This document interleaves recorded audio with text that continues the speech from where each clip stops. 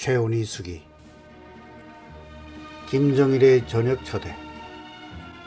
내가 이곳 김정일 별장으로 끌려온 지 사나흘째 되는 날 저녁, 김학순 지도원이 기쁜 표정을 지으며 나에게 말을 했다.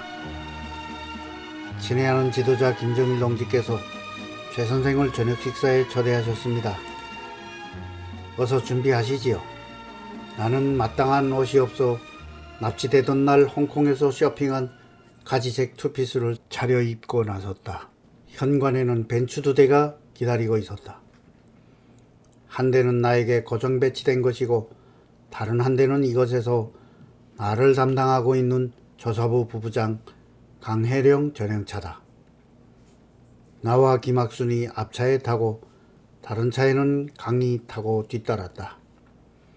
얼마를 갔는지 큰 길에서 골목으로 구부러져 놓은 회색 담을 끼고 한참 들어가다가 웅장한 건물 앞에 차가 멈췄다. 현관 한쪽에 새하얀 벤츠차 한 대가 놓여 있을 뿐 아무런 표지가 없어 무엇을 하는 것인지 알 수가 없었다.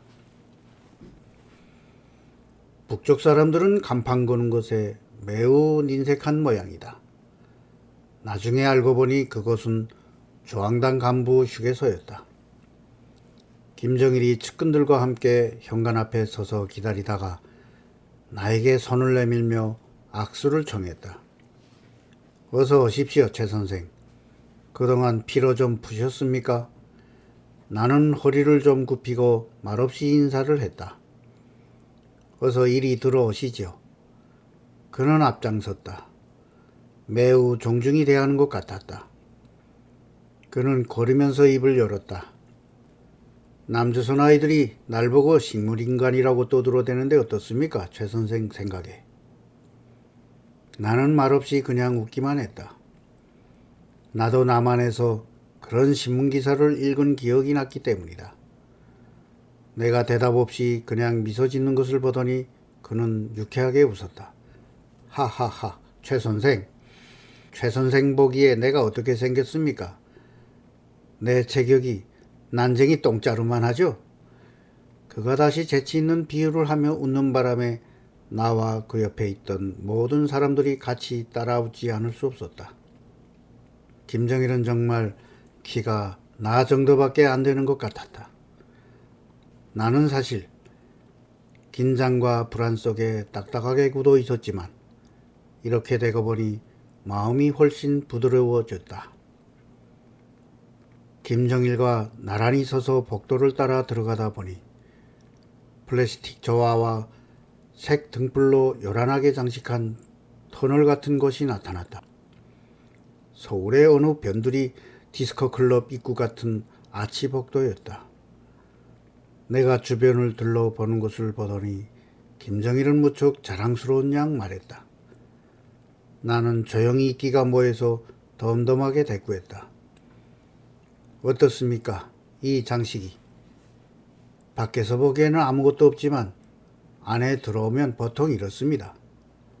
언제나 바깥보다는 그 내용이 더 중요하죠. 네, 그렇군요. 20평가량 되는 연회실 한가운데 둥근 테이블이 있었다. 김정일은 나를 그의 왼쪽 옆자리에 앉도록 했다. 김과 내가 자리에 앉자 뒤따라온 일행이 앉았다. 입구에서는 미처 의식하지 못했지만 그들 쪽으로 시선을 돌려보니 모두들 낯익은 얼굴들이었다. 홍콩에서 나를 끌고 온 납치범과 항해도중 쾌속종으로 나를 맞이해준 신사 모습이 중년 남자, 남포부두에 김정일과 함께 마중 나왔던 사나이 등등. 이들 모두가 김정일의 측근이자 신복들이란 말인가. 이날 참석한 사람들은 모두 10명 정도였다. 음식은 한식과 양식 반반이었다.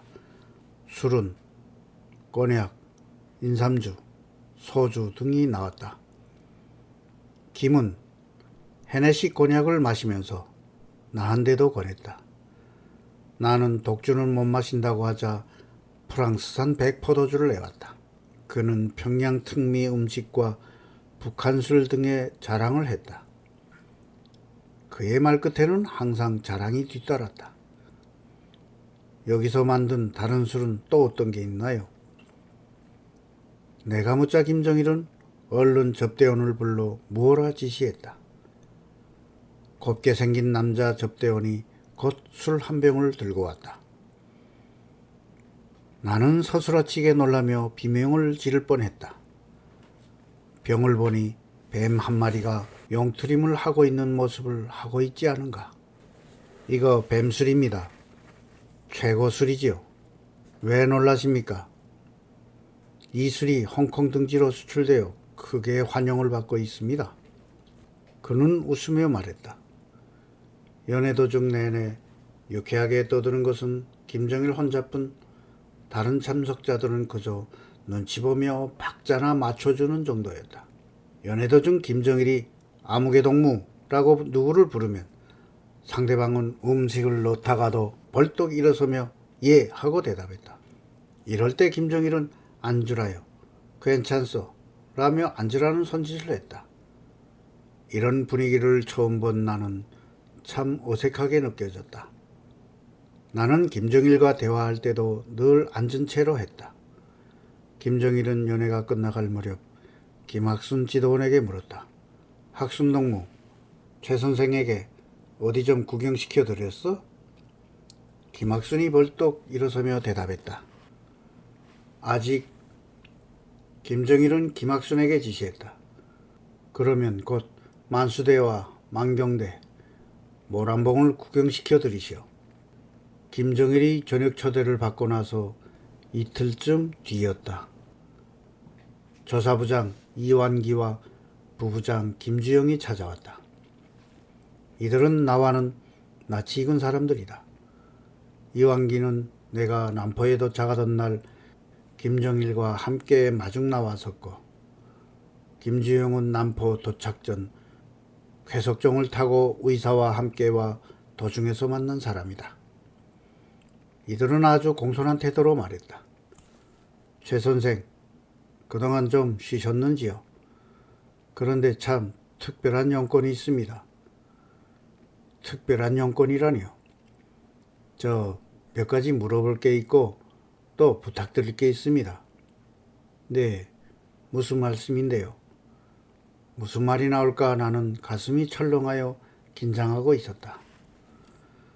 최 선생은 남조선 고위층과 가까이 지내셨지요?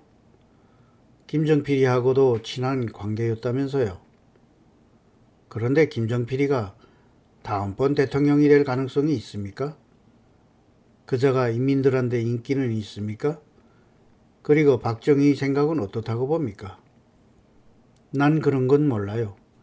난 정치가가 아니니까요. 안양 총구석에 묻혀서 학교 일만 하느라고 아무것도 몰라요. 허허, 최 선생, 그렇게 딱 잡아떼지 마시라요.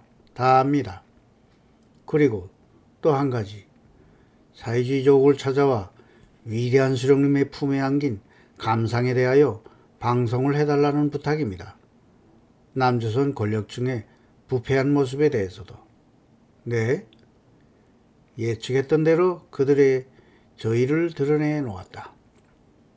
사실 방송은 나에게 가장 고통스러운 문제였고 이러지도 저러지도 못할 어려운 딜레마였다.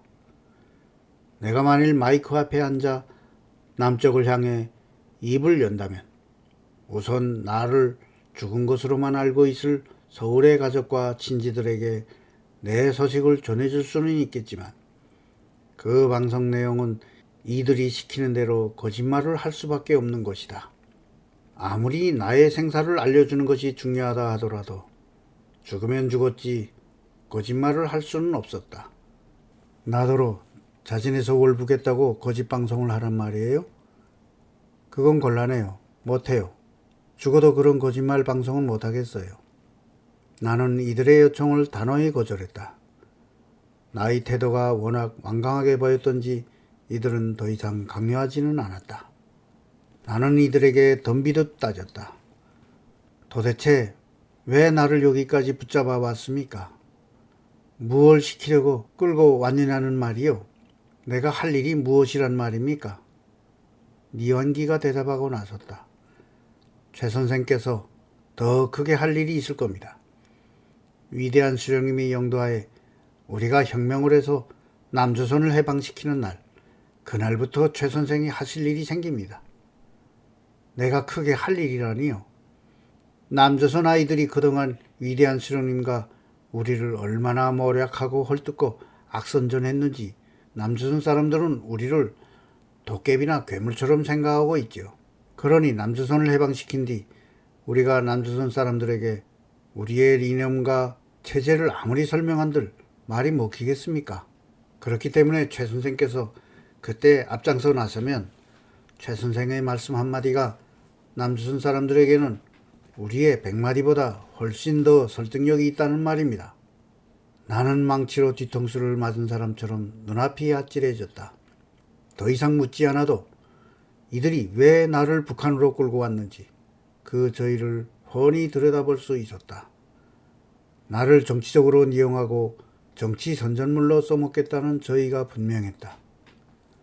나는 김정일을 만나야겠다고 생각했다. 그를 만나서 따질 것은 따지고 또 분위기를 보아 돌려보내달라고 애원을 해보고도 싶었다. 김정일 씨를 좀 만나게 해주세요. 제발요. 친애하는 지도자 김정일 동지 말입니까? 네, 말씀 올려보지요.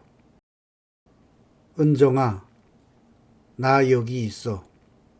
김정일은 사람을 보내어 불편한 것이 없는가, 필요한 물건이 없는가 알아보도록 지시를 하는 모양이었다. 사실 나는 외형상으로는 이 사회에서 최고급의 환경에서 생활하고 있어서 조금 더 부족하거나 불편한 점은 없었다. 이것은 분명히 김정일의 세심한 배려 때문이었을 것이다. 그러나 정신적으로 안정되지 않고 불확실한 미래 때문에 공포와 불안한 마음을 진정시킬 수가 없었다.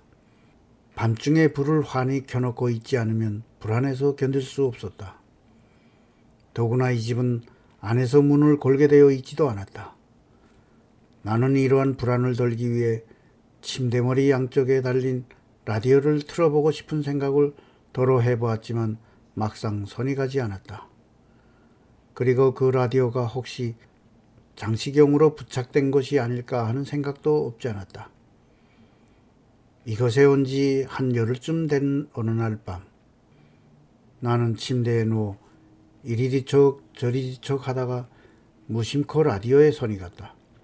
다이얼을 이리저리 돌려보다가 어느 주파수에선가 기절할 만큼 놀라 손을 멈췄다. 낯익은 목소리가 낭낭히 들려오지 않는가. 그것은 고은정의 목소리였다. 정말 지옥에서 듣는 천사의 목소리가 아닌가 싶었다.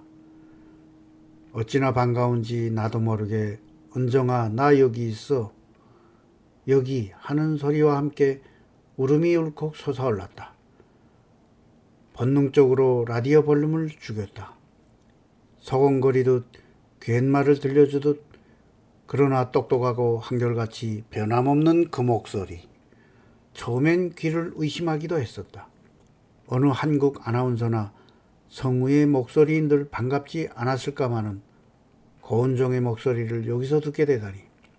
고은정은 나와 방송연극뿐만 아니라 영화 녹음도 많이 같이 하고 개인적으로 가장 아낀 성우이자 누구보다도 함께 애완을 나누어온 사이였다. 나는 한없이 흐르는 눈물을 삼키며 계속 들었다. 오승영의 목소리가 뒤이어 나올 때도 나는 막 울었다. 이불을 뒤집어 쓰고 밤새 울었다. 그 뒤부터 나는 하루도 거르지 않고 남쪽 방송에 다이얼을 맞추는 습관이 생겼다. 한국의 대북방송은 낮에는 전파 방해 때문에 잘 안 들리고 밤 11시 이후가 잘 들렸다. 그것도 서울 방송보다는 청주나 목포 지방 방송이 잘 잡혔다. 밤이 되면 밖으로 소리가 새어나가지 않게 침대머리까지 이불을 뒤집어 씌우고 방송을 들었는데 그때마다 나는 북받쳐 흐르는 눈물을 주체할 수가 없었다. 비록 눈물을 한없이 써들망정 그 당시 남쪽에서 보내는 방송을 청취하는 것이 나의 유일한 낙이요 위안이었다. 3월 중순쯤인가 고은정이 드디어 내 문제를 들고 나왔다. 은정이는 매일 밤 자기의 고정 프로를 통해 당신들은 왜 무고한 나의 언니 최은희를 납치해 갔는가? 더 이상 본인은 물론이고 아들, 딸, 형제들에게 고통을 주지 말고 언니를 가족의 품으로 돌려보내라고 울먹이듯 호소했다. 나는 그 방송을 듣는 동안 내내 흐느끼다가 그 흐느낌이 그만 통곡으로 이어지기도 했다. 그러나 통곡도 마음 놓고 할 수 없는 게 내 처지였다. 그럴 때면 나는 목욕탕으로 들어가 수도꼭지를 완전히 열어놓고 아이들과 가족들의 이름을 목청껏 부르며 실컷 울부짖었다. 쏟아지는 물소리에 내 통곡의 소리가 묻혀버렸다. 그 뒤부터 목욕탕의 수도꼭지는 거의 매일 밤 열렸다.